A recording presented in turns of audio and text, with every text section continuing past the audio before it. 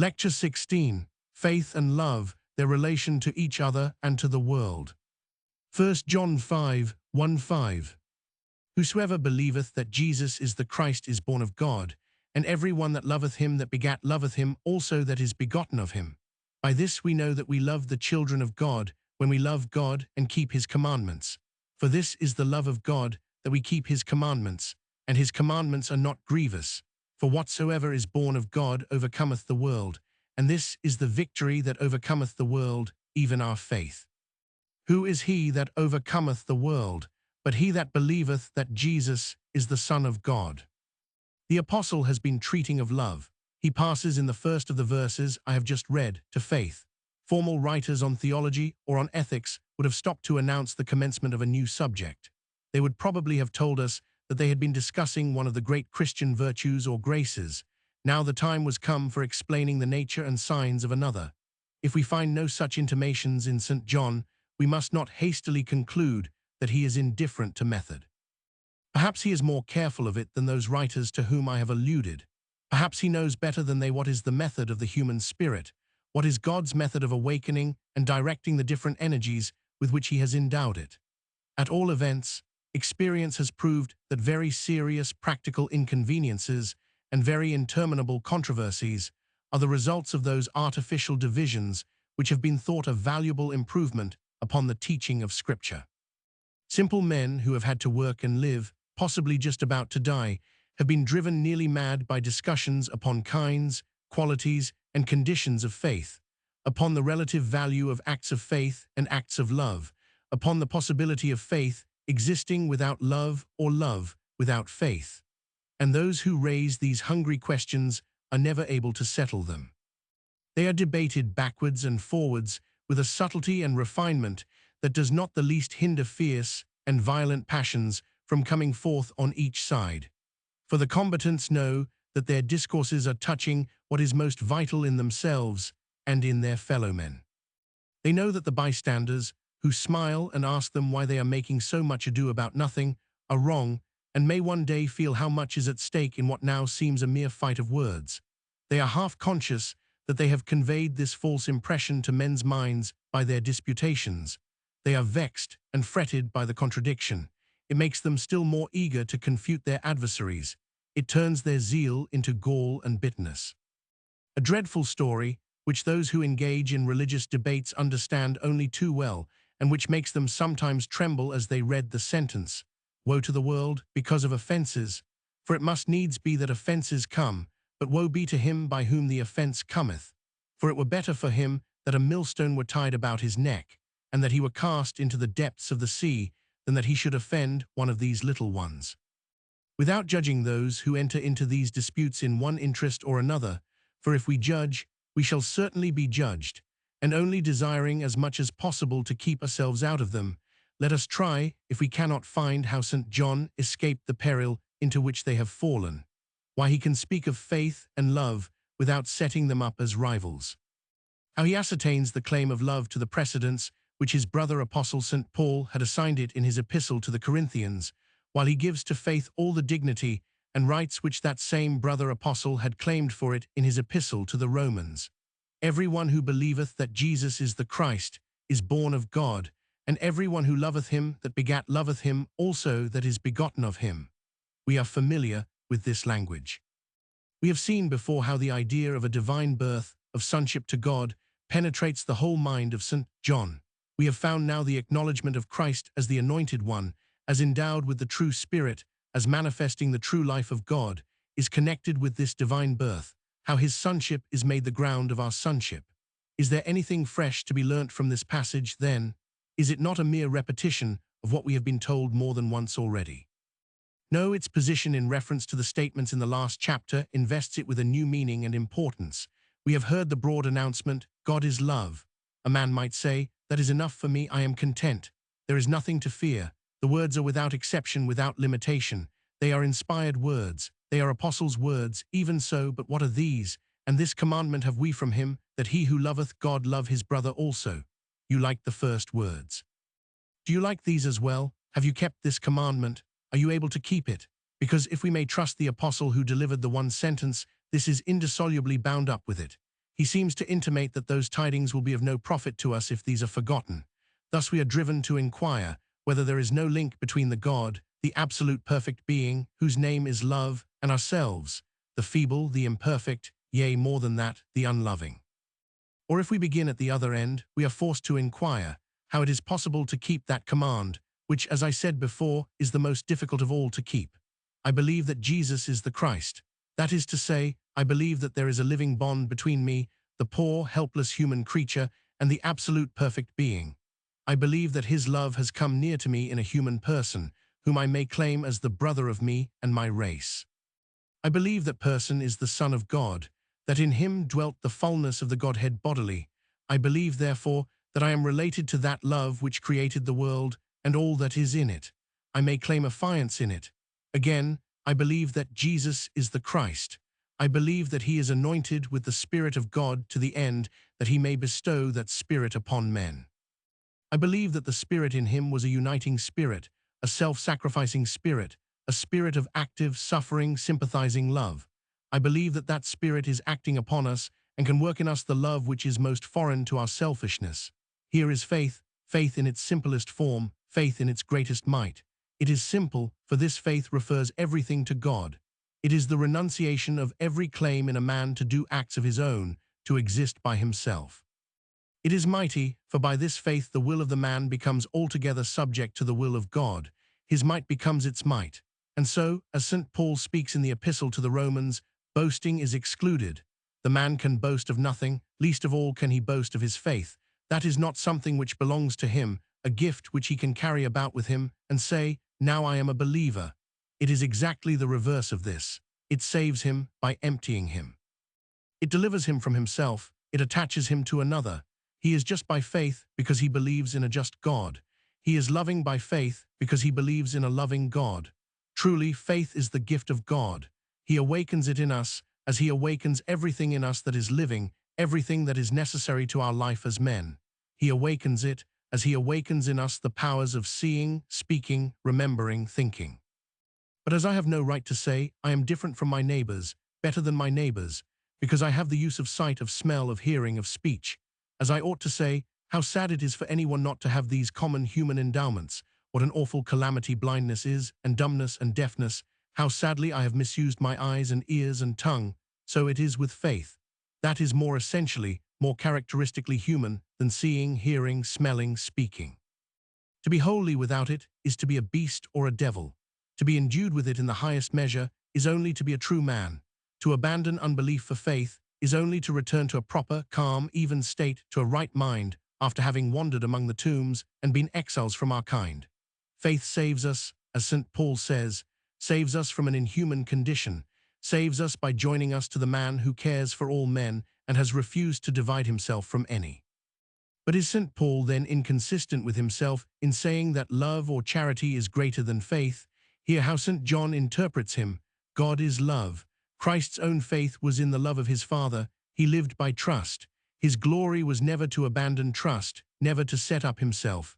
Faith, because it is faith, must have something to rest upon, and that something is love. If love was not the ground of all things, there could be no faith. There must be everlasting distrust. That is what we should be bound to cultivate in ourselves, or rather it would grow without any cultivation.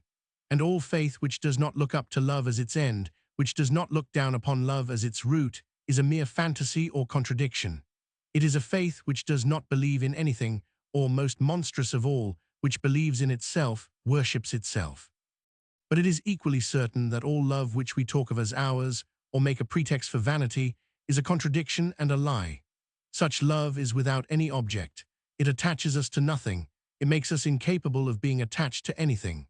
To talk of God bestowing love upon us, as if it was something which we could hold or get credit for, is indeed to set love and faith in opposition, but only because it makes one as utter a nullity as the other. So long as we adhere to St. John's language, so long as we speak of our dwelling in God and God dwelling in us, the faith by which we confess God's love can never clash with the love by which he works in us. And so we understand the last clause of this verse, and see how necessary it is to that which went before. It was easy for a reader of St. John's epistle to misinterpret the words, "He that loveth not his brother whom he hath seen, how can he love God whom he hath not seen?" The sense which has often been given them is that we start from visible objects of love and so ascend by degrees to the invisible, and that anyone who attempts to reverse the process, anyone who begins from the invisible and descends to the visible, is a deceiver. I am sure that St. John did not mean this, and that we are contradicting his previous statements if we suppose that he meant it. No doubt God educates us by visible and imperfect parents, fathers after the flesh, to seek for himself the invisible and perfect parent, the Father of our spirits. Through brothers and sisters, through the love between the sexes, through the marriage bond, we are prepared to apprehend the relations in which we stand to the kingdom of heaven. But it happens very often indeed that the child never learns to say the Lord's Prayer in spirit and in truth till it has lost the Father on earth to whom it clung. His death perhaps first brings out the full consciousness that there must be one who lives for ever and ever. Not seldom, the absence of love in the home circle drives it to seek a more perfect and enduring home. Not seldom shame for our indifference and coldness to those who have watched over us in our infancy forces us to turn to him who has taken the blessings from us, and whom we feel we have grieved by our scorn of them. And even if this were otherwise, St. John is saying nothing about our particular families and the lessons we may have learnt or not learnt in them. He is putting the question to us broadly, whether want of love to any brother, any man whom we have seen, does not imply want of love to the God whom we have not seen. Now to declare that we have a universal love for our kind, and a special love for each member of it, before we have any thought about God, before we have made any efforts after his love, is certainly at variance with all experience. To declare that we ought to start with such a love, and that we can only climb to the love of God through it, would be a strange assertion for any man, an absolutely incredible one for an apostle whose business was to preach the gospel of God's love to a loveless world. Lest, however, there should be any doubt about this matter, St. John here tells us plainly that the love of him that begat is the root and not the consequence of the love of him that is begotten of him. That is the natural order, that we may say it confidently, is the universal order. For even in those cases to which I have alluded, of the love of children for their parents, of brothers for sisters, of husbands for wives, and wives for husbands, it is God who is secretly kindling that love. Though it is directed to a visible object, though without the sight of that object it might never exist, he has created the affinity between them. He attracts those towards each other whom he has intended for each other. He may be leading them through the earthly partial affection to one that is higher and more comprehensive, but that affection also is of him, called forth by his Spirit, and as we hope, stamped with his own immortality. In the earliest, simplest affections of which a child is capable, we are to discern the signs of his purpose. He is intending the creatures whom he has made in his image to share his own nature, to show it forth in all their intercourse with each other and with the world in which he has placed them. The forms which present themselves to our eyes are not as dear to him as the spirit which is within them, but they are dear to him. The face of man we call, and rightly call, the human face divine. He who was the brightness of the Father's glory had the face and features of a man. Painters have not been wrong in thinking that, though it was and must have been a face of sorrow, the sorrow, being the effect of intense sympathy, revealed the glory as nothing else could have revealed it. Those who refused to see God in Jesus, because he had taken upon him the face of a servant, worshipped another God than the God who is love. If we refuse to see the image of God in our fellow men, because their faces are marred with sorrow, even marred with sin, we do not confess his redemption, we do not believe that Christ is the head of every man, we do not look forward to the day when he shall say to the meanest of them, "These my brethren." One of these passages, then, throws back light upon the other. It tells why the love of the unseen God must involve the love of the seen man, why every man is walking about in a vesture of weeds and mourning to prove us whether we will recognize his celestial birth or deny it. And so we are able to profit by the test in the next verse, which at first may strike us as impracticable, as if the unknown were tried by the more unknown. By this, we know that we love the children of God when we love God and keep his commandments. I meet a man who offends me in 1,000 ways. All his modes of thinking are different from mine. He evidently regards me with dislike. He gives proofs of it. He is aware, as I am, that there is antipathy on my side. Perhaps I have some valid reasons for objecting to him. He says something which wounds my conscience as well as my vanity. I do not know exactly which he has wounded most. I cannot distinguish one impression of annoyance from the other. They are curiously, inextricably mingled. I ask myself whether I am not indulging in wrong feelings towards him. I half justify myself by the evil that I have detected in him. It occurs to me that if I were in a proper state of mind, that evil would grieve me for his sake. I try to think of the good which other people say is in him, which there positively must be in him, though I have not perceived it. All is of no use. My bitterness increases. I would fain persuade myself that I love him in a sense, because I ought to do so, but in what sense? Some sense that is compatible with personal unkindness, ill will, malignity. What then am I to do? Shall I allow the thought of God to mingle with these other thoughts of mine? Why is that so startling a contradiction? The apostle was not wrong. My conscience shows me that he is right. I must banish him that begat from me if I am determined to be at enmity with those that are begotten of him. He will not dwell with my malice, but he can separate that which is base in me from that which is true. He can make me own his image in my foe as well as in myself. He can make me abhor what is contrary to that image in both. And since he commands me to love this man whom of myself I cannot love, whom it is my instinct not to love, I can ask him to take me under his government and to make me do that will which I know to be the right one, which I feel to be the blessed one. For this is the love of God, that we keep his commandments, and his commandments are not grievous. Very comfortable tidings, if we take them in. God's love is not that vague, distant, abstract essence which we often fancy it to be, nor that terrible excellence which we must somehow imitate and cannot. His love is that we keep his commandments. He desires us to be like him. The energy of that love which called the universe into existence is with us to make us obedient. And after all, it is not a very grievous thing to be told that we must love. It is not a specially cruel and tyrannical obligation which we are led. We should not perhaps be restive under it, if we once knew what it meant. We should not complain that God would not suffer us to be without that which constitutes his own blessedness. We might not be fiercely indignant, because that is taken from us, which has set us at war with ourselves and with all creation. But what is this martial note which follows? How does it accord with the soft, gentle music of submission which has just been ringing in our ears? For whatsoever is born of God overcometh the world, and this is the victory that overcometh the world, even our faith. I told you it would be so. The apostle, whom the painters represent as so tender, is a warrior to the last. He has not given over fighting himself. He will not let us plead any exemption on the score of youth or age. All through his epistle we have heard that the world is our enemy, that we must overcome it, or that it will overcome us. Now we know better why it is our enemy and what we have to overcome. God is love. God commands us to love. The world will not own God's love. The world commands us to be selfish. The world says that we may enlarge our circle indefinitely, but that self is and must be the center of it, and we all are inclined to believe the assertion. It sounds most plausible. Sometimes we think it nearly self-evident. We wonder that anyone can dispute it. At all events, we cannot. We have seen, as we say, too many ghosts of perfectibility to believe in them. We have thought of a fellowship not based upon each man's desire to trip up his neighbor and to gain wealth and power for himself. We have been disappointed. It is time to take men as we find them and not to give ourselves credit for being better than our fathers were before us. That is as good as saying, we and the world have tried a wrestle, and the world has thrown us. Henceforth there is nothing better for us than to sprawl in the dust and confess our conqueror. Now this is just what St. John was determined not to do. The world in his day was the same as the world in ours. It jeered at all efforts to assert any other principle than the principle of selfishness. It said, people have sacrificed themselves for their family and country, but nothing has come of it. Every man, of course, seeks his own advantage.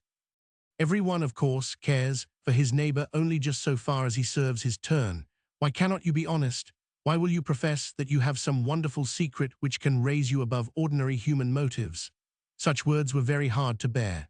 For first, as we have seen, what St. John desired was to be an ordinary man, not to set himself above his fellows in any respect, to claim nothing which he could not claim for them. His fight, and the fight of all the apostles, had been with the religious Jews who would have a heaven to themselves, who would not let the kingdom of heaven be open to all men. And next such words were hard to bear, for no one knew so much of his own selfishness, and of the selfishness that is in the heart of man, as he did. No man of the world could pour out declamations and evidence on that matter which he could not endorse and expand 1,000-fold out of his own experience. But this is the victory that overcometh the world, even our faith. That faith of which he has been discoursing in this passage, that faith in the eternal love of God, that faith in Jesus as the Christ, the anointed of God, who manifested the nature of God, who imparts the Spirit of God. That faith carried him through all these arguments. That faith told him that the existence of no man, that the existence of no society, can stand upon selfishness. It must stand upon the opposite of selfishness, upon that which selfishness is seeking to undermine and destroy. Its root must be in love. That is the one binding force. Omnipotence is only in that. So far as any family or any nation has ever been held together, it has been held by the might not of selfishness, but of sacrifice. So far as any man's soul has not been torn by contradictory passions, it has been kept at one by the same might. The world's mockery lasts from generation to generation, but each generation changes its note. Each generation accepts some new precious legacy from the self-sacrificing man, whose faith it has cast out as evil. It lives on because God maintains it by that principle which it declares to be good for nothing, to be prized only by fools and fanatics. But we cannot overcome the world by reckoning the discomfitures which it has undergone, or by foretelling those which it has to undergo. This is the only victory which overcometh it, even our faith. Faith, not in its weakness, but in God's strength. Faith in that love which embraces the world, and which, at last, subdues the world to itself. St. John appears to be afraid lest even his grand language should lead to vanity. The Church might be proud of its promised victory over the world, proud of the faith that was to win it. He must remind his disciples in whom the faith was placed, what they believed. Who is he that overcometh, but he that believeth that Jesus is the Son of God? It is not a special charm called faith, an endowment conferred upon certain favorites of heaven that could give them a victory over the world. The notion of such an endowment might make them into another world more selfish, less godly than that which they denounced. Only by believing that Jesus, who died for all men, is the Son of God, and only by seeking fellowship with all men, could they receive the Holy Spirit and be the conquerors of the world's spirit. And what was true for them is true for us. We must be led captives in the world's splendid triumph. We must put on its badges and be dressed in its meanest livery. We must be the victims of its selfishness and make our fellow men the victims of ours, unless we believe that he who offered himself as a sacrifice is the Son of God. Believing in him, we can assert for the meanest child of earth the right of a child of God. Believing in him, we can be members of that society which will be growing wider and diviner and more blessed when the world and all its selfish works have been burnt up in the fires of the last day.